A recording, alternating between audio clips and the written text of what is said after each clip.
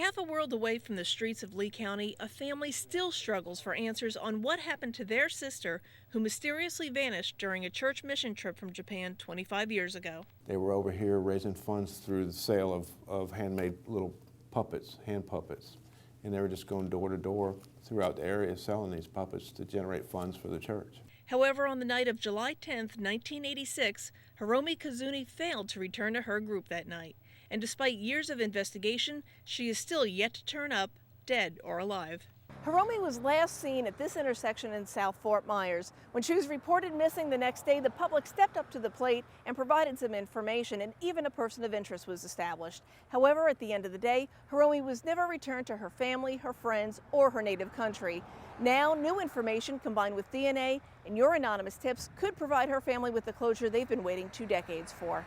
After extensive work, Hiromi's family was tracked down in Japan, and recently they came to Lee County along with members of the church and the Japanese consulate to help investigators find their sister.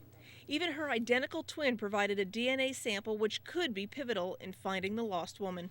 That's been submitted. It'll be entered into the national database and run against all the missing persons just for an update. That DNA swab will also be matched up against all unidentified remains that have been found across the country in hopes of finding a match. Hiromi's sisters made a plea for the public's help. I'm her twin sister, so she will look like me. So please, if anyone sees someone who looks like her, make contact. And though the years have passed, detectives are confident that their new information, combined with the DNA sample and more input from the community, will give a grieving family some closure after more than 2 decades. As time passes, people tend to feel a little more open to speak about something when it's not right then and there.